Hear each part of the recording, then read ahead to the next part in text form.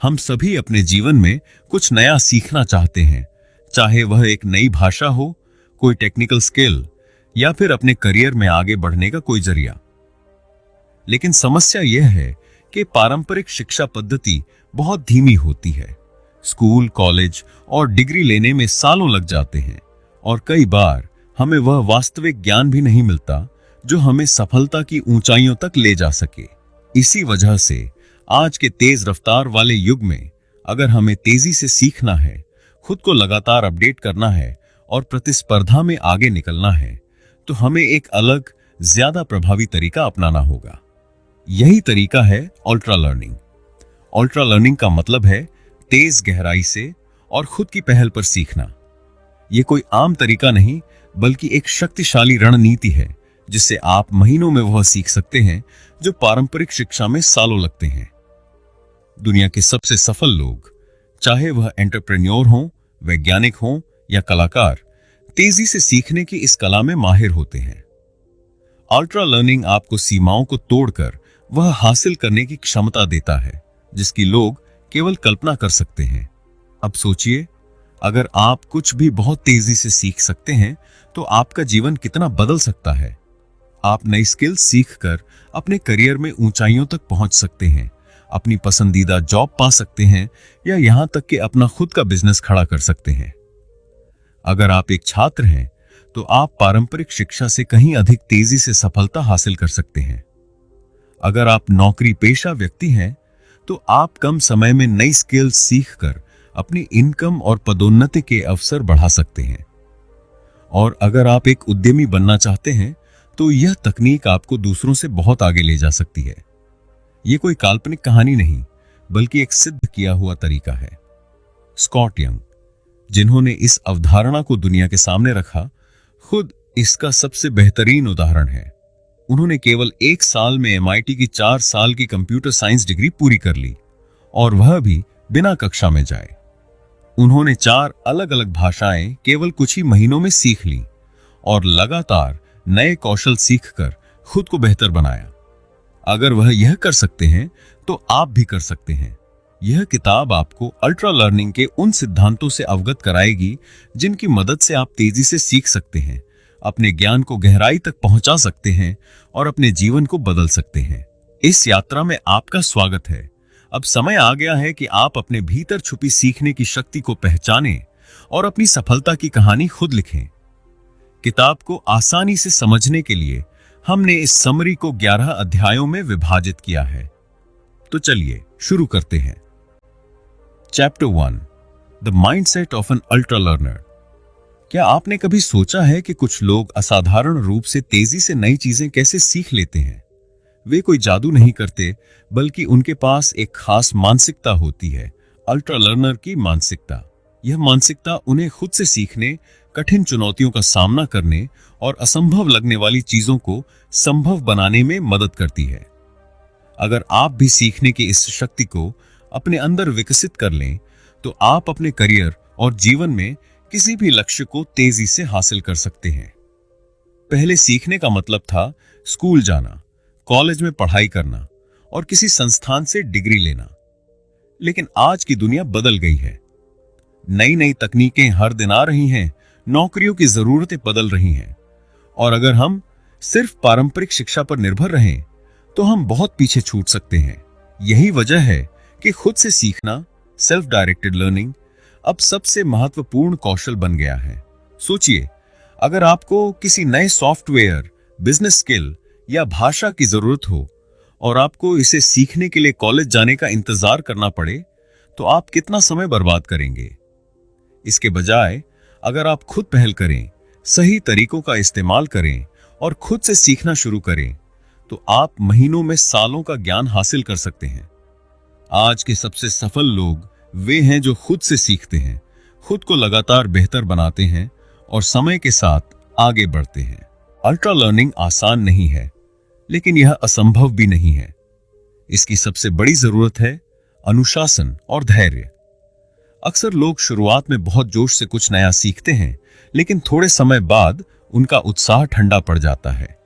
ऐसा इसलिए होता है क्योंकि वे अनुशासन के बिना सीखते हैं। अगर आपको सच में एक अल्ट्रा लर्नर बनना है तो आपको हर दिन एक निश्चित समय अपने सीखने के लिए देना होगा। भले ही यह 30 मिनट ही क्यों ना हो, लेकिन अगर आप नियमित रूप से सीखते रहेंगे तो आपका दिमाग तेजी से नए कौशल को अपनाने लगेगा। इसके लिए कुछ आसान तरीके अपनाए जा सकते हैं। सीखने के लिए एक समय निर्धारित करें, जैसे सुबह 6 से 7 बजे या रात में 9 से 10 बजे। एक छोटा लक्ष्य बनाएं। उदाहरण के लिए, मैं अगले 30 दिनों में इस स्किल की बुनियादी समझ विकसित करूंगा। अपनी प्रगति ट्रैक करें। एक डायरी में लिखें कि आपने क्या सीखा और आगे क्या सीखना है। अगर आप इस अनुशासन को अपनी आदत बना लें तो कोई भी स्किल आपके लिए मुश्किल नहीं रहेगी। जब हम कुछ नया सीखना चाहते हैं तो सबसे बड़ी बाधा खुद हमारे दिमाग में होती है। क्या मैं यह सीख पाऊंगा? अगर मैं असफल हो गया तो? दूसरे लोग मुझसे बेहतर हैं, मैं कैसे कर सकता हूं? यही डर और आत्मसंदेह हमें आगे बढ़ने से रोकते हैं। लेकिन सच्चाई यह है कि कोई भी व्यक्ति जन्म से किसी चीज में माहिर नहीं होता।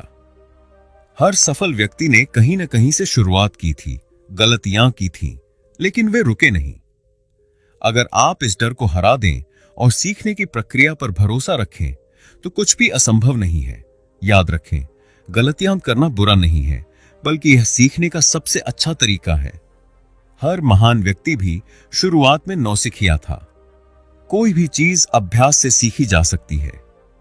अगर आप आत्मसंदेह और नकारात्मक सोच को पीछे छोड़कर एक अल्ट्रा लर्नर की मानसिकता विकसित कर लेते हैं तो आप किसी भी स्किल को तेजी से सीख सकते हैं और अपने जीवन में चमत्कारी बदलाव ला सकते हैं। अब समय आ गया है कि आप खुद से सीखने की इस शक्ति को अपनाएं और अपनी सफलता की नई कहानी लिखें। Chapter 2, meta learning, learn how to learn. क्या आपने कभी सोचा है कि कुछ लोग नई चीजें बहुत तेजी से कैसे सीख लेते हैं? वे कोई सुपर ह्यूमन नहीं होते, बल्कि वे सीखने का तरीका पहले सीखते हैं। इसे कहते हैं मेटा लर्निंग, यानी किसी भी विषय को सीखने से पहले यह समझना कि उसे सबसे कारगर तरीके से कैसे सीखा जाए। यह किसी भी अल्ट्रा लर्नर के लिए सबसे पहला और सबसे जरूरी कदम होता है। अगर आप मेटा लर्निंग को सही से समझ लें तो आप कोई भी स्किल या विषय न केवल तेजी से बल्कि गहराई से सीख सकते हैं। अक्सर लोग किसी नए कौशल या विषय को सीखना शुरू कर देते हैं बिना यह सोचे कि सबसे अच्छा तरीका क्या हो सकता है। नतीजा, वे बीच में ही रुचि खो देते हैं, जरूरी चीजों पर ध्यान नहीं दे पाते और अंत में उनका समय बर्बाद होता है। यही गलती आपको नहीं करनी है। जब भी आप कुछ नया सीखना चाहें, सबसे पहले उस विषय के बारे में सही रिसर्च करें। सबसे महत्वपूर्ण चीजें क्या हैं जो आपको सीखनी चाहिए? आपके लक्ष्य के लिए कौन से टॉपिक सबसे अधिक जरूरी हैं? सीखने के लिए सबसे अच्छे संसाधन कौन कौन से हैं? इस प्रक्रिया को अपनाने से आप सीधे मुख्य बातों पर ध्यान देंगे और समय की बर्बादी से बचेंगे। उदाहरण के लिए, अगर आप वेब डेवलपमेंट सीखना चाहते हैं तो आपको पहले यह समझना होगा कि इसके लिए HTML, CSS, जावास्क्रिप्ट और फ्रेमवर्क्स, रिएक्ट, एंगुलर आदि सीखना जरूरी है, न कि इधर उधर की थ्योरी। इसी तरह अगर आप कोई भाषा सीखना चाहते हैं तो सबसे पहले आपको व्याकरण और सबसे जरूरी शब्दावली पर ध्यान देना चाहिए, न कि हर छोटे नियम पर। Chapter 3, focus, deep work for maximum results. क्या आपने कभी कुछ नया सीखते समय महसूस किया है कि आपका दिमाग इधर उधर भटकने लगता है? जैसे ही आप पढ़ाई या कोई नई स्किल सीखने बैठते हैं, अचानक सोशल मीडिया के नोटिफिकेशन, फोन कॉल्स या अन्य विचार आपके ध्यान को भटकाने लगते हैं। यह सबसे बड़ी वजह है कि ज्यादातर लोग तेजी से नहीं सीख पाते। अगर आप सच में एक अल्ट्रा लर्नर बनना चाहते हैं तो आपको गहरी एकाग्रता, डीप फोकस की कला सीखनी होगी। आज के डिजिटल युग में ध्यान भटकाने वाली चीजें हर जगह हैं, लेकिन सफल लोग वही होते हैं जो अपनी एकाग्रता को मजबूत करके गहरे ध्यान, डीप वर्क में जाकर कम समय में असाधारण परिणाम प्राप्त करते हैं। इस अध्याय में हम सीखेंगे कि कैसे गहरी एकाग्रता विकसित करें, ध्यान भटकाने वाली चीजों को हटाएं और ऐसे व्यावहारिक तरीकों को अपनाएं जिनसे आपका फोकस और सीखने की गति कई गुना बढ़ जाए। जब भी हम कुछ सीखना चाहते हैं तो सबसे पहले हमें उन चीजों को हटाना होगा जो हमारा ध्यान भटकाती हैं। फोन और नोटिफिकेशन बंद करें। सोशल मीडिया और मैसेजिंग ऐप्स आपके ध्यान को मिनटों में भटका सकते हैं। इसलिए जब भी आप सीखने बैठें, अपने फोन को साइलेंट करें या डू नॉट डिस्टर्ब मोड पर डालें। शांत और व्यवस्थित जगह चुनें। ऐसा स्थान चुनें जहां कोई रुकावट न हो। अगर घर पर ध्यान भटकता है तो लाइब्रेरी या शांत कैफे में बैठकर पढ़ाई करें। सीखने के लिए टाइम ब्लॉक करें। जब भी सीखने बैठें, अपने दिमाग को पहले से तैयार करें कि इस समय सिर्फ पढ़ाई होगी, कोई और काम नहीं। ध्यान भटकाने वाली चीजों को हटाकर आप अपने दिमाग को फोकस मोड में डाल सकते हैं और तेजी से सीख सकते हैं। गहरी एकाग्रता बनाए रखने की क्षमता कैसे विकसित करें? फोकस करना एक मांसपेशी मसल की तरह होता है। जितना अभ्यास करेंगे उतना मजबूत होगा। लेकिन अगर आप बार बार ध्यान भटकने देते हैं तो आपका दिमाग आसानी से किसी भी रुकावट से प्रभावित होने लगेगा। अपने ध्यान की ताकत को बढ़ाने के लिए ये करें। एक छोटे छोटे फोकस सेशन से शुरू करें। अगर आप एक बार में 2 घंटे तक ध्यान केंद्रित नहीं कर सकते तो 25 से 30 मिनट के छोटे सेशन से शुरू करें। 2 अपनी प्रगति को ट्रैक करें। एक डायरी रखें और लिखें कि आप कितना ध्यान केंद्रित कर पा रहे हैं। 3 माइंडफुलनेस और ध्यान मेडिटेशन अपनाएं। सिर्फ 5 से 10 मिनट की ध्यान तकनीक जैसे गहरी सांस लेना आपकी एकाग्रता को बहुत बढ़ा सकती है। अब हम उन बेहतरीन तकनीकों की बात करेंगे जो आपकी एकाग्रता को बहुत तेजी से सुधार सकती हैं। 1 पोमोडोरो तकनीक। छोटे भागों में पढ़ें। यह दुनिया की सबसे लोकप्रिय फोकस तकनीकों में से एक है। इसमें आप 25 मिनट तक पूरी तरह ध्यान लगाकर पढ़ाई करते हैं, फिर 5 मिनट का ब्रेक लेते हैं। कैसे करें? 25 मिनट तक गहरी पढ़ाई करें, कोई रुकावट नहीं। फिर 5 मिनट का ब्रेक लें। इसे 4 बार दोहराएं, फिर 15 से 20 मिनट का बड़ा ब्रेक लें। में खो जाएं। फ्लो स्टेट वह अवस्था होती है जब आप किसी चीज में इतना डूब जाते हैं कि समय का पता ही नहीं चलता। फ्लो स्टेट में आने के लिए ऐसी चुनौतियां चुनें जो न ज्यादा कठिन हो न बहुत आसान। एक ही काम पर लंबे समय तक ध्यान दें। अपने सीखने के लिए एक लक्ष्य तय करें, जैसे मैं इस चैप्टर को 1 घंटे में पूरा करूंगा। 3 टाइम ब्लॉकिंग तकनीक। अपने समय को व्यवस्थित करें। अगर आप सीखने के लिए दिन में कुछ निश्चित समय तय कर लें तो आपका दिमाग इसे आदत बना लेता है। कैसे करें? हर दिन एक निश्चित समय पर पढ़ाई या स्किल सीखने के लिए बैठें। अपनी दिनचर्या में इसे एक महत्वपूर्ण हिस्सा बनाएं। एक कैलेंडर बनाकर उसमें समय निर्धारित करें। अगर आप गहरी एकाग्रता विकसित कर लेते हैं तो आप किसी भी स्किल को तेजी से सीख सकते हैं। दुनिया के सबसे सफल लोग जैसे एलन मस्क, बिल गेट्स और लियोनार्डो दा विंची इसी सिद्धांत का उपयोग करके असाधारण ज्ञान और प्रतिभा विकसित कर पाए। तो अब आपकी बारी है। आज ही डिस्ट्रैक्शंस हटाएं। गहरी एकाग्रता का अभ्यास करें। पोमोडोरो, फ्लो स्टेट और टाइम ब्लॉकिंग को अपनाएं। अगर आप इन तरीकों को अपनी सीखने की प्रक्रिया में लागू कर लेंगे तो कुछ ही महीनों में आप देखेंगे कि आप कितनी तेजी से सीख रहे हैं और आपकी एकाग्रता कितनी मजबूत हो गई है। अब समय आ गया है कि आप सीखने के खेल में सबसे आगे निकल जाएं। Chapter 4 directness, learn by doing. क्या आपने कभी ऐसा महसूस किया है कि आप घंटों किताबें पढ़ते हैं, ऑनलाइन कोर्स देखते हैं या लेक्चर सुनते हैं, लेकिन जब असली काम करने की बारी आती है तो आप कुछ भी ठीक से नहीं कर पाते? अगर हां, तो आप अकेले नहीं हैं। यही कारण है कि केवल पढ़ने और देखने से सीखना काफी नहीं होता। तेजी से और प्रभावी ढंग से सीखने के लिए आपको सीखने की प्रक्रिया को सीधा वास्तविक दुनिया से जोड़ना होगा। यह सिद्धांत प्रत्यक्षता, डायरेक्टनेस कहलाता है, जिसका सीधा मतलब है सीखने को सीधे प्रैक्टिकल अनुभव से जोड़ना। अगर आप किसी चीज में वास्तव में माहिर बनना चाहते हैं तो आपको केवल किताबें पढ़ने या वीडियो देखने तक सीमित नहीं रहना चाहिए, बल्कि आपको वास्तविक दुनिया में उसे लागू करना चाहिए। केवल पढ़ने और देखने से सीखना क्यों बेकार हो सकता है?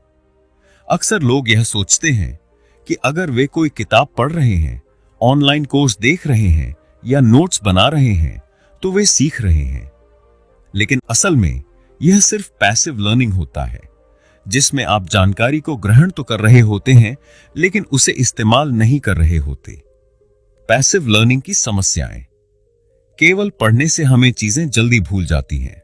असली दुनिया में इस्तेमाल करने की क्षमता विकसित नहीं होती। आत्मविश्वास की कमी महसूस होती है क्योंकि हमने असल में उसे आजमाया नहीं। उदाहरण के लिए मान लीजिए आप किसी नई भाषा जैसे स्पेनिश को सीख रहे हैं। अगर आप सिर्फ किताबें पढ़ते हैं और व्याकरण समझते हैं तो क्या आप किसी स्पेनिश व्यक्ति से बातचीत कर पाएंगे? शायद नहीं। लेकिन अगर आप रोज किसी से स्पेनिश में बात करने की कोशिश करें तो आप बहुत तेजी से सीखेंगे। यही प्रत्यक्षता की शक्ति है। अब सवाल यह आता है कि सीखने को प्रत्यक्ष कैसे बनाया जाए। यहां कुछ प्रभावी तरीके दिए गए हैं। 1. जो सीख रहे हैं उसे तुरंत लागू करें। अगर आप कोडिंग सीख रहे हैं तो तुरंत प्रोजेक्ट बनाना शुरू करें। अगर आप पब्लिक स्पीकिंग सीख रहे हैं तो छोटे समूहों में बोलने की प्रैक्टिस करें। अगर आप बिजनेस सीख रहे हैं तो सिर्फ किताबें पढ़ने के बजाय खुद एक छोटा बिजनेस शुरू करें। 2. असली परिस्थितियों में खुद को डालें। भाषा सीखने के लिए किताबें पढ़ने की बजाय उस भाषा में बातचीत करने वालों से बात करें। डिजाइनिंग सीखने के लिए सिर्फ ट्यूटोरियल देखने की बजाय असली क्लाइंट्स के लिए डिजाइन बनाना शुरू करें। सेल्स सीखने के लिए सेल्स कॉल्स करना शुरू करें, न कि सिर्फ केस स्टडी पढ़ें। 3. माइक्रो प्रोजेक्ट्स पर काम करें। बड़ी स्किल्स को छोटे छोटे प्रोजेक्ट्स में तोड़ें। उदाहरण के लिए अगर आप वेब डेवलपमेंट सीख रहे हैं तो पहले एक छोटा पोर्टफोलियो वेबसाइट बनाएं, फिर एक ब्लॉग, फिर एक ई-कॉमर्स साइट। 4. फीडबैक लें और सुधार करें। जब आप असली दुनिया में चीजों को आजमा रहे होते हैं तो आपको तुरंत पता चल जाता है कि आपकी क्या गलतियां हम हैं। दूसरों से फीडबैक लें, उसे सुधारें और फिर से प्रयास करें। स्कॉट यंग, जिन्होंने अल्ट्रा लर्निंग की अवधारणा को दुनिया के सामने रखा, उन्होंने खुद इस सिद्धांत को अपनाया। उन्होंने MIT की 4 साल की कंप्यूटर साइंस डिग्री को केवल 1 साल में पूरा किया, बिना कक्षा में गए। उन्होंने सिर्फ किताबें नहीं पढ़ी बल्कि सीधे असली MIT के असाइनमेंट्स और परीक्षाएं देकर अपने ज्ञान को परखा। बेंजामिन फ्रैंकलिन ने खुद को बेहतर लेखक बनाने के लिए किताबें पढ़ने तक खुद को सीमित नहीं रखा। उन्होंने सर्वश्रेष्ठ लेखों की नकल की, उन्हें फिर से अपने शब्दों में लिखा और लगातार अभ्यास किया। यही वजह थी कि वह अपने समय के सबसे प्रभावशाली लेखकों में से एक बने। इल्ला फ्रीडमैन ने 6 महीने में 5 भाषाएं सीखी, लेकिन उन्होंने सिर्फ डोलिंगो या किताबों पर भरोसा नहीं किया। उन्होंने उन भाषाओं को बोलने वाले लोगों से बातचीत की, असली जीवन में भाषा का इस्तेमाल किया और खुद को हर भाषा के वातावरण में डाल दिया। Chapter 5, drill, strengthen your weaknesses. क्या आपने कभी महसूस किया है कि जब आप कोई नई स्किल सीखते हैं तो कुछ हिस्से बहुत आसान लगते हैं, लेकिन कुछ चीजें बार बार कठिन लगती हैं? ऐसा इसलिए होता है क्योंकि हर कौशल में कुछ ऐसे हिस्से होते हैं जो हमारे लिए चुनौतीपूर्ण होते हैं। अगर आप एक असली अल्ट्रा लर्नर बनना चाहते हैं तो आपको अपनी कमजोरियों को पहचान कर उन्हें मजबूत बनाना होगा। यही तरीका है तेजी से सीखने का। यही सिद्धांत है ड्रिल, यानी किसी भी जटिल कौशल को छोटे छोटे हिस्सों में तोड़ना, अपनी कमजोरियों को दूर करने के लिए टारगेटेड प्रैक्टिस करना और बार बार अभ्यास करके उसमें महारत हासिल करना। अक्सर लोग सोचते हैं कि कोई भी स्किल एक ही बार में सीखी जा सकती है, लेकिन सच्चाई यह है कि हर स्किल कई छोटे छोटे कौशलों से मिलकर बनी होती है। अगर आप सीधे पूरी स्किल को सीखने की कोशिश करेंगे तो यह भारी और कठिन लगेगी, लेकिन अगर आप इसे छोटे छोटे हिस्सों में बांटकर सीखें तो यह आसान हो जाएगी। उदाहरण, पब्लिक स्पीकिंग। यह सिर्फ मंच पर खड़े होकर बोलना नहीं है। इसमें आवाज का नियंत्रण, सही शब्दों का चुनाव, बॉडी लैंग्वेज, आत्मविश्वास और ऑडियंस से जुड़ना शामिल होता है। अगर आपको मंच पर बोलने में डर लगता है तो सबसे पहले छोटे समूहों में बोलने की प्रैक्टिस करें। गिटार बजाना। सिर्फ एक गाना बजाने की कोशिश करने की बजाय पहले अलग अलग कॉर्ड्स को सही से पकड़ने, फिर स्ट्रमिंग पैटर्न, फिर गाने की मेलोडी पर ध्यान दें। कोडिंग सीखना, पहले सिंटैक्स और बेसिक लॉजिक समझें, फिर छोटे छोटे प्रोजेक्ट्स पर काम करें और फिर बड़े सॉफ्टवेयर डेवलप करें। अगर आप किसी स्किल को सीखते समय सबसे मुश्किल हिस्सों को अलग करके पहले उन पर काम करें, तो आप उस स्किल में बहुत तेजी से सुधार कर पाएंगे। अब जब आपने स्किल को छोटे हिस्सों में बांट लिया, तो अगला कदम है अपनी कमजोरियों को पहचानना और उस पर टारगेटेड प्रैक्टिस करना। कैसे पता करें कि आपकी सबसे बड़ी कमजोरी क्या है? एक, अपने काम की समीक्षा करें। जो भी आप सीख रहे हैं उसे देखें और पहचानें कि कौन सा हिस्सा सबसे कठिन लग रहा है। 2, फीडबैक लें। किसी एक्सपर्ट, मेंटर या साथी से पूछें कि आपकी सबसे कमजोर कड़ी क्या है।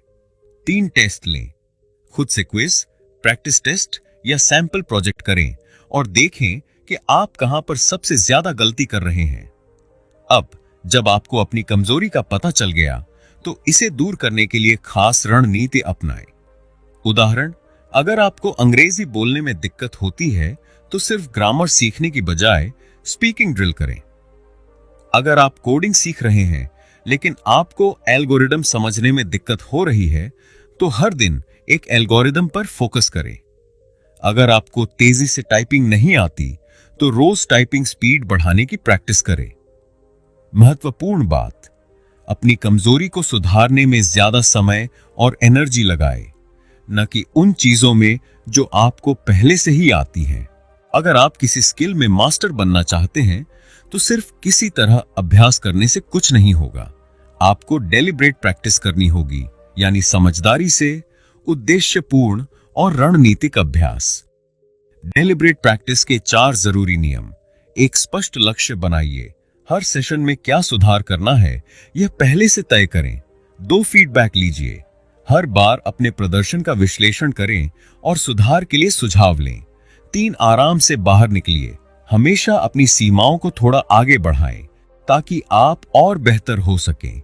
4, ध्यान केंद्रित करें। सिर्फ समय बिताने के लिए अभ्यास न करें, बल्कि पूरी ऊर्जा और एकाग्रता के साथ करें। उदाहरण, अगर आप गिटार सीख रहे हैं, तो सिर्फ 10 गाने बजाने की बजाय हर दिन एक नया कॉर्ड बेहतर करने पर ध्यान दें। अगर आप लेखन सुधारना चाहते हैं, तो सिर्फ लिखने की बजाय हर दिन एक पैराग्राफ को फिर से लिखें और उसे पहले से बेहतर बनाने पर ध्यान दें। अगर आप स्पोर्ट्स खेलते हैं, तो सिर्फ खेलने की बजाय अपनी कमजोर तकनीक पर ज्यादा फोकस करें। यही तरीका है किसी भी स्किल में असली महारत हासिल करने का। Chapter 6, retrieval. Test yourself to learn faster. क्या आपने कभी कोई किताब बार बार पढ़ी, लेकिन जब असल में जानकारी याद करने की बारी आई, तो आपको कुछ भी याद नहीं रहा? या फिर परीक्षा से पहले घंटों तक नोट्स पढ़े, लेकिन जब सवाल सामने आया तो उत्तर नहीं सूझा? अगर हां, तो आप अकेले नहीं हैं। ज्यादातर लोग यही गलती करते हैं। वे बार बार पढ़ते हैं, नोट्स बनाते हैं, हाईलाइट करते हैं, लेकिन कभी खुद को टेस्ट नहीं करते। यह सिर्फ पैसिव लर्निंग होती है, जो ज्यादा असरदार नहीं होती। अगर आप सच में तेजी से और लंबे समय तक सीखना चाहते हैं, तो आपको एक्टिव रिकॉल और सेल्फ टेस्टिंग जैसी तकनीकों का इस्तेमाल करना होगा। इन्हीं तकनीकों का उपयोग दुनिया के सबसे तेजी से सीखने वाले लोग करते हैं। क्यों बार बार पढ़ना और रिव्यू करना बेकार है? जब हम कोई किताब दोबारा पढ़ते हैं या नोट्स को बार बार देखते हैं, तो हमें ऐसा लगता है कि हम सीख रहे हैं, लेकिन यह सिर्फ एक भ्रम, इल्यूजन ऑफ लर्निंग होता है। समस्या क्या है? सिर्फ पढ़ने से हमारा दिमाग ज्यादा मेहनत नहीं करता, इसीलिए याद रखने की क्षमता कम होती है। पढ़ते समय हमें ऐसा लगता है कि हम सब कुछ जानते हैं, लेकिन जब हमें खुद से याद करना होता है, तो हम भूल जाते हैं। बिना अभ्यास के नई जानकारी हमारे दिमाग में ज्यादा देर तक नहीं टिकती। अगर आप सिर्फ पढ़ने और हाईलाइट करने पर निर्भर रहते हैं, तो आप पढ़कर भूलने वाले चक्र में फंस जाते हैं। आपको इस जाल से बाहर निकलने के लिए खुद को चुनौती देनी होगी, यानी जो सीखा है उसे खुद से याद करने की कोशिश करनी होगी। एक्टिव रिकॉल का मतलब है कि आप जो पढ़ चुके हैं उसे खुद से याद करने की कोशिश करें, बिना किताब या नोट्स देखे। कैसे करें? पहला, पढ़ने के बाद किताब बंद करें और सोचें कि आपने क्या सीखा। 2, अपने आप से सवाल पूछें और जवाब देने की कोशिश करें। 3, अगर आप भूल जाएं तो फिर से पढ़ें और दोबारा याद करने की कोशिश करें। उदाहरण, अगर आपने इतिहास का कोई चैप्टर पढ़ा है तो किताब बंद करके खुद से पूछें, इस अध्याय में सबसे महत्वपूर्ण बातें क्या थीं? अगर आप कोई नई भाषा सीख रहे हैं तो किताब देखकर नहीं, बल्कि दिमाग से नए शब्दों को याद करने की कोशिश करें। अगर आप कोडिंग सीख रहे हैं तो बिना देखे खुद से प्रोग्राम लिखने की कोशिश करें। यह तकनीक आपको मजबूर करती है कि आप अपने दिमाग से जानकारी निकालें, जिससे याददाश्त मजबूत होती है और भूलने की संभावना कम हो जाती है। अब सवाल यह है कि हम एक्टिव रिकॉल को रोजमर्रा के सीखने में कैसे शामिल करें। इसके लिए कुछ शानदार तकनीकें और टूल्स हैं। 1, फ्लैश कार्ड्स। छोटे छोटे सवालों से खुद को टेस्ट करें। फ्लैश कार्ड्स का उपयोग करना सबसे प्रभावी तरीका है खुद को टेस्ट करने का। आप एक तरफ सवाल लिख सकते हैं और दूसरी तरफ उत्तर। फिर खुद से सवाल पूछें और देखें कि आप बिना देखे उत्तर दे सकते हैं या नहीं। कैसे करें? आप हाथ से फ्लैश कार्ड बना सकते हैं या डिजिटल टूल्स जैसे एंकी, क्विजलेट, ब्रेनस्केप का उपयोग कर सकते हैं। हर दिन कुछ फ्लैश कार्ड्स पर खुद को टेस्ट करें और देखें कि आप कितनी बार सही उत्तर देते हैं। जो सवाल मुश्किल लगें, उन्हें ज्यादा बार दोहराएं। 2, स्पेस्ड रिपीटिशन। सही समय पर दोहराना। स्पेस्ड रिपीटिशन का मतलब है कि आप जो सीख चुके हैं उसे लंबे समय तक याद रखने के लिए सही अंतराल पर दोहराएं। कैसे काम करता है? पहले दिन कोई नया टॉपिक पढ़ें और खुद को टेस्ट करें। 3 दिन बाद उसी जानकारी को दोबारा टेस्ट करें। 1 हफ्ते बाद फिर से खुद को टेस्ट करें। 1 महीने बाद आखिरी बार दोहराएं। इससे आपका दिमाग बार बार जानकारी को मजबूत करता है और लंबे समय तक याद रखने में मदद करता है। 3, दूसरों को सिखाएं। Feynman technique. क्या आपने कभी गौर किया है कि जब आप किसी चीज को किसी और को समझाने की कोशिश करते हैं तो वह आपको खुद भी ज्यादा अच्छे से समझ में आने लगती है? कैसे करें? जो भी नया सीखा है उसे एक साधारण भाषा में समझाएं, जैसे आप किसी 10 साल के बच्चे को समझा रहे हों। अगर आप किसी को सिखा नहीं सकते तो खुद से बोलकर समझाने की कोशिश करें या अपने नोट्स दोबारा लिखें। जब आपको लगे कि आप अटक रहे हैं तो इसका मतलब है कि आपको उस टॉपिक पर और मेहनत करने की जरूरत है। यह तकनीक आपको गहराई से सीखने में मदद करती है और यह सुनिश्चित करती है कि आप सिर्फ सतही रूप से नहीं, बल्कि पूरी तरह से विषय को समझ चुके हैं। Chapter 7, feedback. Learn faster with real time input. क्या आपने कभी किसी स्किल को सीखने की कोशिश की है लेकिन यह नहीं समझ पाए कि आप सही कर रहे हैं या नहीं, या फिर महीनों तक मेहनत करने के बाद भी कोई खास सुधार नहीं दिखा? इसका सबसे बड़ा कारण है सही फीडबैक न मिलना। फीडबैक यानी आपकी परफॉर्मेंस पर मिलने वाली प्रतिक्रिया। यह सीखने की प्रक्रिया का सबसे महत्वपूर्ण हिस्सा है। अगर आपको सही समय पर और सही दिशा में फीडबैक मिलता है तो आप किसी भी स्किल को कई गुना तेजी से सुधार सकते हैं। लेकिन ध्यान दें, हर फीडबैक उपयोगी नहीं होता। गलत फीडबैक से आपका आत्मविश्वास गिर सकता है और आप गलत दिशा में भी जा सकते हैं। इसलिए इस अध्याय में हम जानेंगे कि फीडबैक क्यों जरूरी है, अच्छे और खराब फीडबैक में क्या फर्क है और आप इसे कैसे सही से इस्तेमाल कर सकते हैं। तेजी से सुधार के लिए फीडबैक क्यों जरूरी है? अगर आप बिना फीडबैक के किसी स्किल को सीखते हैं तो आप बार बार वही गलतियां दोहराते रहेंगे और सुधार नहीं कर पाएंगे। उदाहरण के लिए, अगर कोई बैडमिंटन खिलाड़ी गलत तरीके से रैकेट पकड़ रहा है और उसे कोई टोकने वाला नहीं है तो वह अपनी गलती सुधार ही नहीं पाएगा। अगर आप कोई नई भाषा सीख रहे हैं लेकिन आपके उच्चारण, प्रोनाउंसिएशन में गलती है और कोई आपको सही से नहीं बताता तो आप हमेशा गलत बोलते रहेंगे। अगर आप किसी परीक्षा की तैयारी कर रहे हैं लेकिन आप अपनी गलतियों पर ध्यान नहीं देते तो अगली बार भी वही गलतियां हम दोहरा देंगे। फीडबैक का असली फायदा यह है कि यह आपको जल्दी से जल्दी अपनी गलतियां दिखाता है, जिससे आप तुरंत सुधार कर सकते हैं। अच्छे और बुरे फीडबैक में क्या फर्क है? हर फीडबैक उपयोगी नहीं होता। कुछ फीडबैक आपको बेहतर बनाने में मदद करता है, जबकि कुछ फीडबैक सिर्फ आपका आत्मविश्वास गिरा सकता है। इसलिए यह समझना जरूरी है कि किस तरह का फीडबैक उपयोगी है और किसे नजरअंदाज करना चाहिए। अच्छा, यूजफुल फीडबैक। विशिष्ट स्पेसिफिक। तुम्हारी स्पीच अच्छी थी, लेकिन अगर तुम बोलने की गति थोड़ा कम करोगे तो और बेहतर लगेगा। रचनात्मक कंस्ट्रक्टिव। अगर तुम इस सॉफ्टवेयर में यह नया फीचर जोड़ो तो यह और भी शानदार हो जाएगा। कार्रवाई योग्य एक्शनेबल। तुमने यह कोड अच्छे से लिखा, लेकिन अगर तुम इसे थोड़ा ऑप्टिमाइज करोगे तो यह तेज चलेगा। खराब हार्मफुल फीडबैक। अस्पष्ट वेग। तुम्हारी परफॉर्मेंस अच्छी नहीं थी, लेकिन क्या सुधार करना है यह नहीं बताया। नकारात्मक डिमोटिवेटिंग। तुम्हें यह करना ही नहीं आता, छोड़ दो। व्यक्तिगत आलोचना पर्सनल अटैक। तुम हमेशा गलतियां करते हो, तुमसे कुछ नहीं होगा। हमेशा ऐसा फीडबैक ढूंढें जो आपको स्पष्ट दिशा दिखाए, न कि आपको हतोत्साहित करे। अब सवाल यह है कि आप सही फीडबैक कैसे प्राप्त करें और उसे प्रभावी ढंग से कैसे इस्तेमाल करें। यहां कुछ बेहतरीन तरीके दिए गए हैं। 1.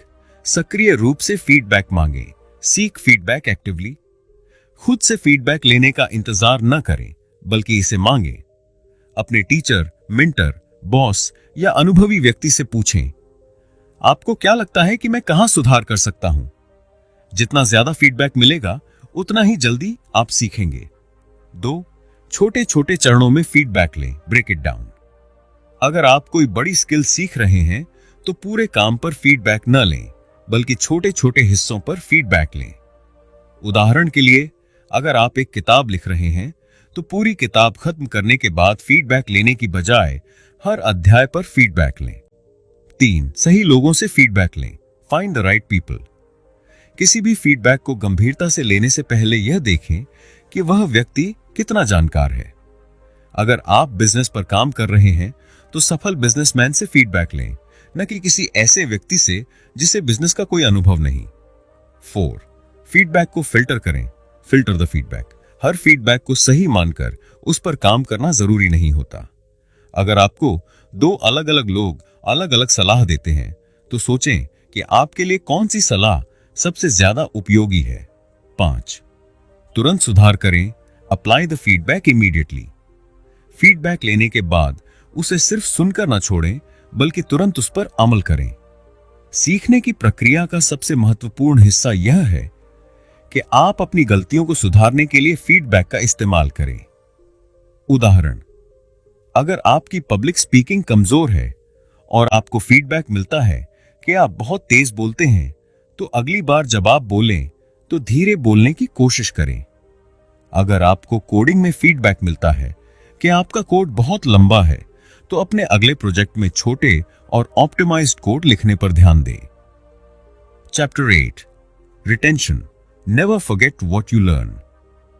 क्या आपने कभी कोई महत्वपूर्ण जानकारी सीखी लेकिन कुछ ही दिनों में उसे पूरी तरह भूल गए? या आपने किसी परीक्षा के लिए जमकर तैयारी की, लेकिन कुछ समय बाद वही टॉपिक दोबारा देखने पर ऐसा लगा जैसे आपने इसे कभी पढ़ा ही नहीं? अगर हां, तो यह समस्या सिर्फ आपकी नहीं है, यह हम सबकी समस्या है। हमारा दिमाग जानकारी को लंबे समय तक याद रखने के लिए नहीं बना है, बल्कि यह नई चीजें सीखने और पुराने डेटा को मिटाने के लिए डिजाइन हुआ है। अगर हम किसी जानकारी को बार बार दोहराते नहीं हैं, तो हमारा दिमाग उसे भूल जाता है।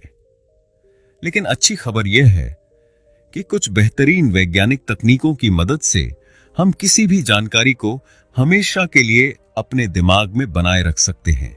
इस अध्याय में हम जानेंगे कि कैसे सीखी गई चीजों को लंबे समय तक याद रखा जाए, कैसे नोट्स बनाए जाएं और कैसे फेनमैन तकनीक से किसी भी टॉपिक को गहराई से समझा जाए। पहली, स्पेस्ड रिपीटिशन। सही समय पर दोहराएं, बार बार नहीं। अगर आप किसी जानकारी को लंबे समय तक याद रखना चाहते हैं, तो जरूरत से ज्यादा बार दोहराने की जगह सही समय के अंतराल पर उसे दोहराएं। इसे स्पेस्ड रिपीटिशन कहते हैं। कैसे काम करता है? पहली बार सीखें, जब आप कोई नई जानकारी सीखते हैं तो इसे तुरंत दोहराएं। 24 घंटे बाद दोहराएं। एक दिन बाद उस जानकारी को दोबारा याद करने की कोशिश करें। 3 दिन बाद फिर दोहराएं। अब इसे 3 दिन के बाद दोहराएं। 1 हफ्ते बाद दोहराएं। फिर इसे 1 हफ्ते बाद टेस्ट करें। 1 महीने बाद आखिरी बार दोहराएं। इस प्रक्रिया के बाद यह जानकारी आपके दिमाग में हमेशा के लिए रहेगी। यह तकनीक खास तौर पर भाषाओं सीखने, मेडिकल स्टडी और परीक्षा की तैयारी में बहुत असरदार होती है। आप डिजिटल टूल्स जैसे एंकी, क्विजलेट या ब्रेनस्केप का इस्तेमाल करके स्पेस्ड रिपीटिशन को आसान बना सकते हैं। 2 स्मार्ट नोट टेकिंग। नोट्स ऐसे बनाएं कि आपको दोबारा पढ़ने की जरूरत ही ना पड़े। अगर आप सही तरीके से नोट्स बनाते हैं तो आपको बार बार पूरी किताब पढ़ने की जरूरत नहीं पड़ेगी। लेकिन ज्यादातर लोग गलत तरीके से नोट्स बनाते हैं। वे बस किताब की नकल कर लेते हैं। कैसे प्रभावी नोट्स बनाएं? Cornell note taking system, Cornell method. Notes के बाईं तरफ मुख्य बिंदु कीवर्ड्स लिखें। दाईं तरफ विस्तार से जानकारी लिखें। नीचे 2-3 लाइन में पूरा सारांश, समरी दें। Mind mapping. अगर आप किसी जटिल विषय को सीख रहे हैं तो चित्र और डायग्राम के जरिए नोट्स बनाइए। दिमाग दृश्य, विजुअल चीजों को जल्दी याद रखता है, इसलिए टेक्स्ट की बजाय आरेख, डायग्राम्स बनाएं। Q&A फॉर्मेट में नोट्स बनाएं। उदाहरण के लिए, अगर आप इतिहास पढ़ रहे हैं तो नोट्स में सिर्फ फैक्ट्स लिखने की बजाय सवाल और जवाब की शैली में लिखें। सवाल: 1557 की क्रांति के मुख्य कारण क्या थे? उत्तर: ब्रिटिश शासन की नीतियां, सैन्य असंतोष, सामाजिक धार्मिक कारण, आर्थिक शोषण। अगर आप नोट्स को इस तरह बनाएंगे तो जब भी आप दोहराएंगे तो जानकारी दिमाग में और मजबूत होगी। तीसरा, फेनमैन टेक्निक। किसी भी टॉपिक को गहराई से समझें। क्या आप सच में किसी टॉपिक को समझ गए हैं या सिर्फ उसे रट रहे हैं? यह जानने का सबसे अच्छा तरीका है फेनमैन टेक्निक। यह तकनीक 4 आसान स्टेप्स में काम करती है। एक टॉपिक को सबसे सरल भाषा में समझाएं। ऐसे समझाएं जैसे आप किसी 10 साल के बच्चे को बता रहे हों। 2 जहां अटकें वहां फिर से सीखें। अगर आप किसी हिस्से को समझाने में असफल होते हैं तो इसका मतलब है कि आपको उस हिस्से को और अच्छे से सीखना होगा। 3 सरल शब्दों और उदाहरणों का उपयोग करें। मुश्किल शब्दों की बजाय आसान भाषा में समझाएं। 4 अपने समझाने की प्रक्रिया को सुधारें। जब आप टॉपिक को बहुत आसान शब्दों में बिना रुके समझाने लगें तो इसका मतलब है कि आपने उसे पूरी तरह समझ लिया है। उदाहरण: अगर आप रिलेटिविटी थ्योरी सीख रहे हैं तो इसे बिना कठिन शब्दों के बहुत सरल शब्दों में समझाने की कोशिश करें। अगर आप इकोनॉमिक्स सीख रहे हैं तो इसे किसी दोस्त को उदाहरण देकर समझाएं। अगर आप किसी टॉपिक को खुद से या दूसरों को आसानी से समझा सकते हैं तो इसका मतलब है कि आपने उसे वास्तव में सीख लिया है। Chapter 9, intuition, going beyond memorisation. क्या आपने कभी देखा है कि कुछ लोग किसी भी टॉपिक को बहुत गहराई से समझते हैं? वे सिर्फ किताबों में लिखी बातों को याद नहीं रखते, बल्कि उस विषय को इतनी अच्छी तरह समझते हैं कि वे उसे सरल शब्दों में दूसरों को भी समझा सकते हैं। यह उनकी इंट्यूशन यानी अंतर्ज्ञान की ताकत होती है। असली समझ तभी आती है जब आप किसी भी विषय को सिर्फ रटने की बजाय उसे सच में महसूस करें, उसे अपने जीवन से जोड़ें और गहराई से उस पर सोचें। यही कारण है कि दुनिया के महानतम वैज्ञानिक, इंजीनियर्स, कलाकार और उद्यमी दूसरों से अलग होते हैं।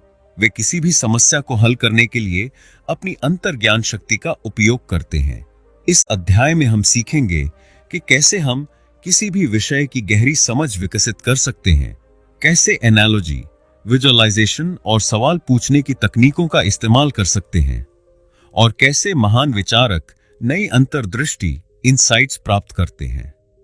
1. गहरी समझ कैसे विकसित करें।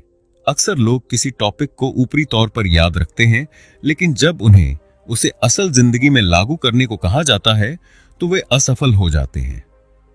ऐसा इसलिए होता है क्योंकि वे उस विषय की गहरी समझ, डीप अंडरस्टैंडिंग नहीं रखते। गहरी समझ विकसित करने के लिए इन 3 चीजों पर ध्यान देना जरूरी है। ए. जानकारी के टुकड़ों को जोड़ना, connecting the dots.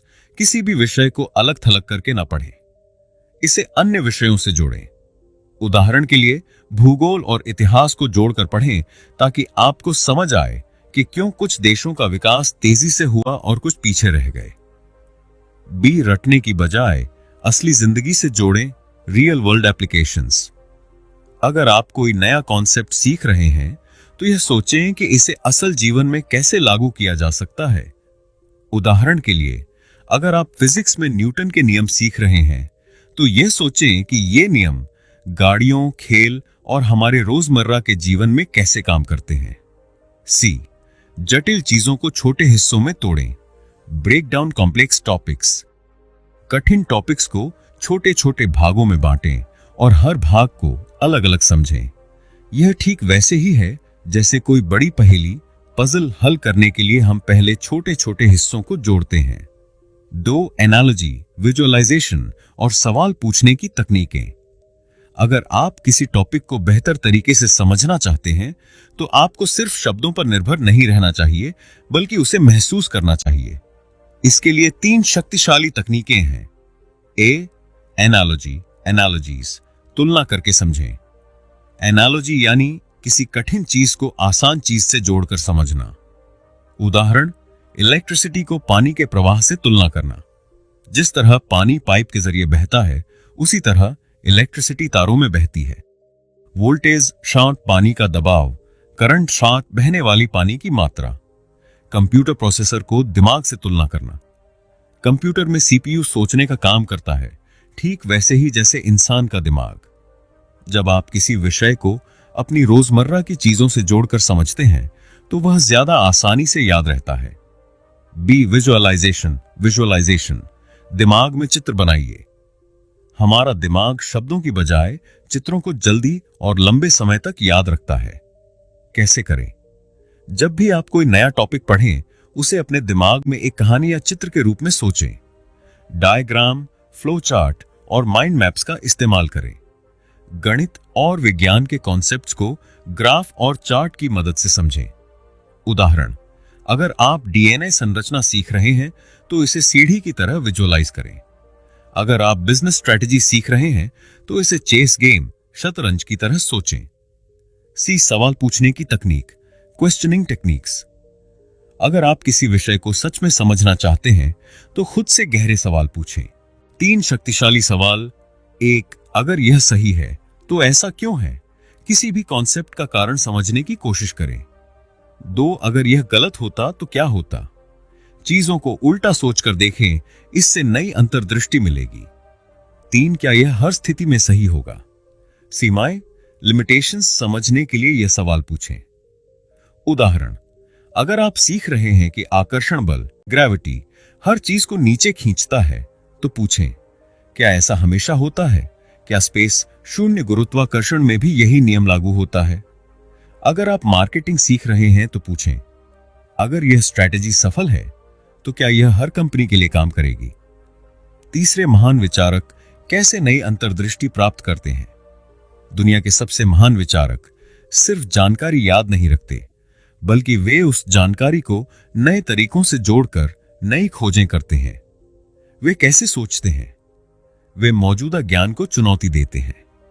Example, Einstein ने सोचा कि अगर न्यूटन के सिद्धांत सही हैं तो प्रकाश की गति क्यों स्थिर रहती है? वे अलग अलग क्षेत्रों की जानकारी को जोड़ते हैं। एग्जाम्पल, स्टीव जॉब्स ने डिजाइन, टेक्नोलॉजी और साइकोलॉजी को मिलाकर शानदार प्रोडक्ट्स बनाए।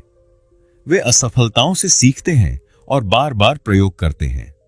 एग्जाम्पल, एडिसन ने हजारों बार प्रयोग करके बल्ब बनाया। अगर आप भी नई चीजों को गहराई से समझेंगे, नई संभावनाओं के बारे में सोचेंगे और प्रयोग करने से डरेंगे नहीं, तो आप भी महान विचारकों की तरह सोचना शुरू कर सकते हैं।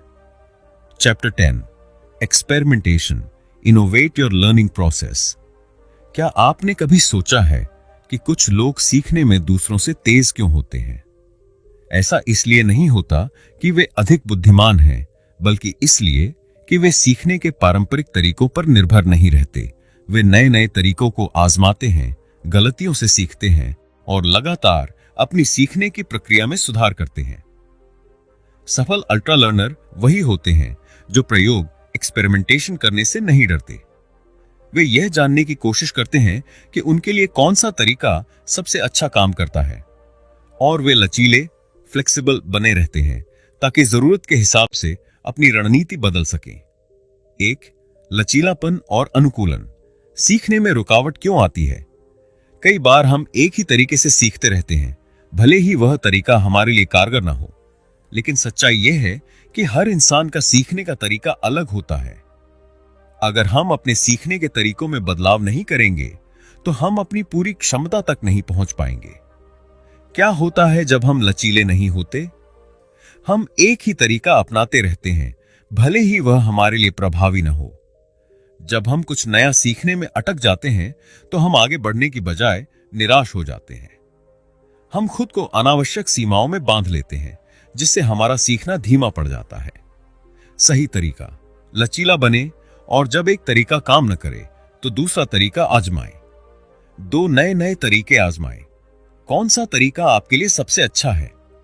हर किसी के लिए एक ही सीखने की रणनीति काम नहीं करती, इसलिए आपको नए तरीकों का प्रयोग करके यह जानना होगा कि कौन सा तरीका आपके लिए सबसे अच्छा है।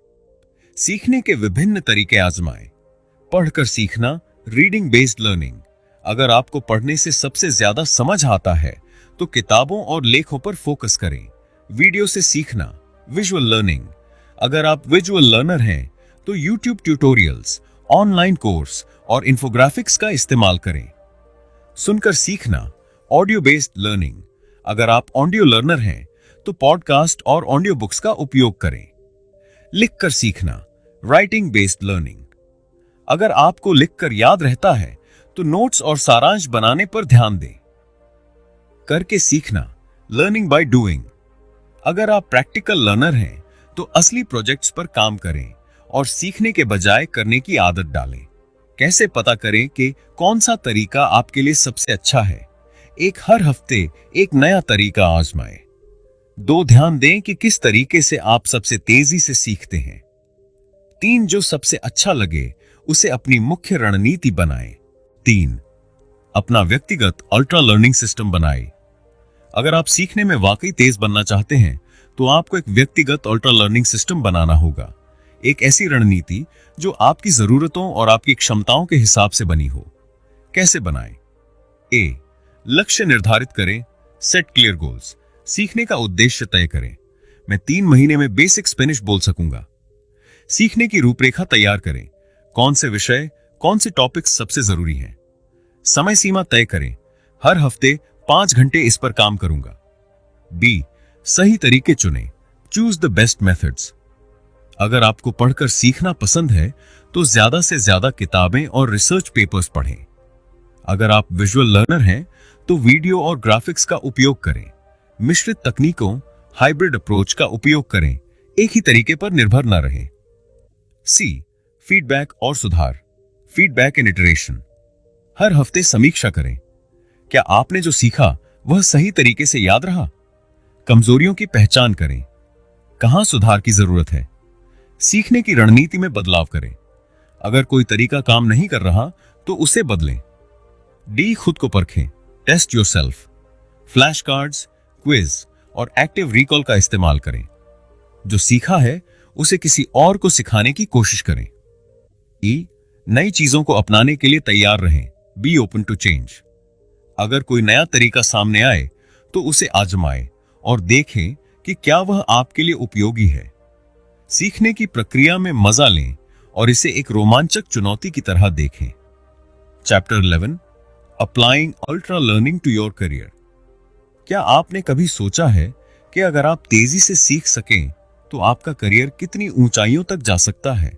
दुनिया में ऐसे लाखों लोग हैं जो अपनी नौकरियों में अटके हुए महसूस करते हैं, जिन्हें प्रमोशन नहीं मिल रहा, या जो नया बिजनेस शुरू करना चाहते हैं लेकिन सही स्किल्स की कमी महसूस करते हैं। अगर आप तेजी से नई चीजें सीख सकते हैं तो आपके पास असीमित अवसर होंगे। अल्ट्रा लर्निंग सिर्फ एक स्किल सीखने की तकनीक नहीं है, यह एक करियर सुपर पावर है।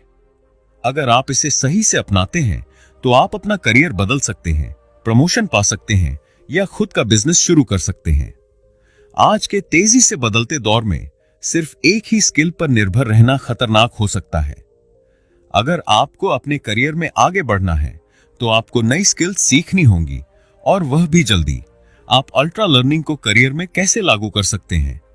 ए, नया करियर शुरू करने के लिए अल्ट्रा लर्निंग। अगर आप एक नए फील्ड में जाना चाहते हैं तो सबसे पहले उस इंडस्ट्री की जरूरी स्किल्स सीखें। पारंपरिक डिग्री के बजाय online course, project based learning और रियल लाइफ एक्सपीरियंस पर ध्यान दें। 6 महीने में खुद को पूरी तरह तैयार कर सकते हैं। बी, प्रमोशन पाने के लिए अल्ट्रा लर्निंग।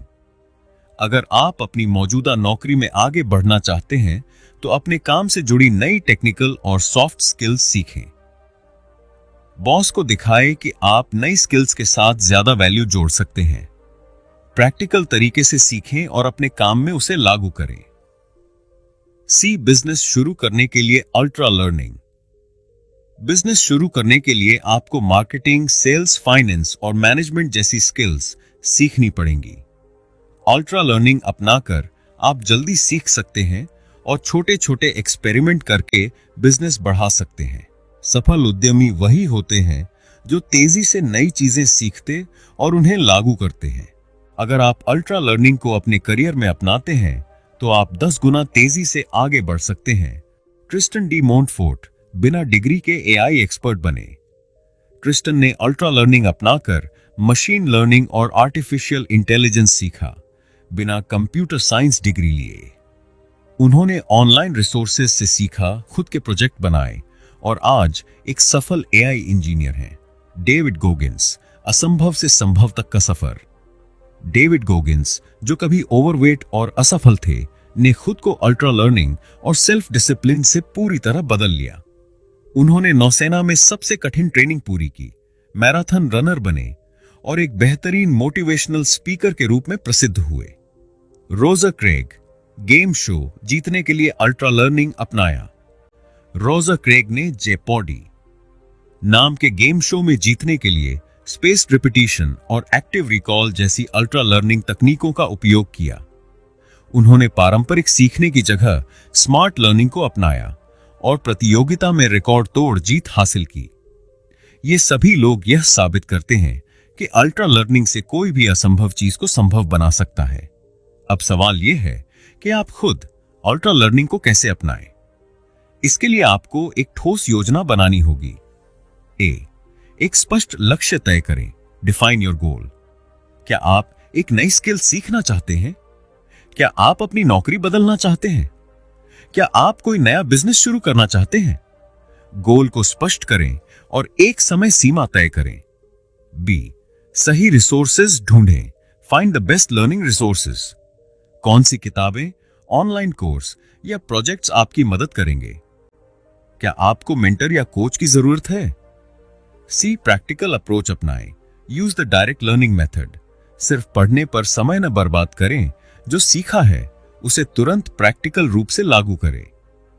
असली दुनिया के प्रोजेक्ट्स पर काम करें। डी, फीडबैक लें और सुधार करें, गेट फीडबैक एंड इटरेट। सीखते समय अपने काम का मूल्यांकन करें। गलतियां करने से न डरें बल्कि उनसे सीखें। ई, एक निश्चित समय तय करें, क्रिएट अ लर्निंग स्केड्यूल। हर दिन या हर हफ्ते कुछ समय अल्ट्रा लर्निंग को दें। धीरे धीरे इसमें सुधार करें और इसे अपनी आदत बना लें। अगर आप इन स्टेप्स को अपनाते हैं तो आप किसी भी स्किल को सुपर फास्ट सीख सकते हैं और अपने करियर को नई ऊंचाइयों तक ले जा सकते हैं। तो दोस्तों, अल्ट्रा लर्निंग किताब से हमने बहुत कुछ सीखा, कैसे हम तेजी से और गहराई से कोई भी नया स्किल सीख सकते हैं। लेकिन सवाल यह है कि अब आगे क्या? क्या सिर्फ इस किताब को पढ़ना ही काफी है? बिल्कुल नहीं। अल्ट्रा लर्निंग का असली फायदा तभी होगा जब आप इसे अपने जीवन में लागू करेंगे। स्कॉट यंग कहते हैं कि सीखना सिर्फ एक एक्टिविटी नहीं बल्कि एक लाइफस्टाइल है। तो चलिए 3 एक्शन स्टेप्स लेते हैं जिससे आप आज से ही एक अल्ट्रा लर्नर बन सकते हैं। स्टेप 1, अपना सीखने का मिशन सेट करें। जो भी स्किल आपको सीखनी है उसे क्लियर डिफाइन करें। सिर्फ मुझे फ्रेंच सीखना है मत कहिए, बल्कि कहिए 6 महीनों में मैं फ्रेंच में बातचीत करने में सक्षम होऊंगा। स्टेप 2, इंटेंस और फोकस्ड लर्निंग अपनाएं। दुनिया के सबसे अच्छे रिसोर्सेज का इस्तेमाल करें और डीप वर्क करें, यानी बिना डिस्ट्रैक्शन के लगातार अभ्यास करें। स्टेप 3, खुद को चैलेंज करें और तुरंत लागू करें। सीखने का सबसे अच्छा तरीका है रियल वर्ल्ड प्रैक्टिस। जो भी आप सीख रहे हैं उसे प्रैक्टिकली इस्तेमाल करें। अब आपकी बारी है। क्या आप भी अल्ट्रा लर्निंग को अपनी लाइफ में अपनाने वाले हैं? कमेंट में बताइए कौन सा स्किल आप सीखने वाले हैं। अगर वीडियो पसंद आया तो लाइक, शेयर और सब्सक्राइब करना मत भूलिए। हम अगले वीडियो में मिलते हैं, तब तक सीखते रहिए, बढ़ते रहिए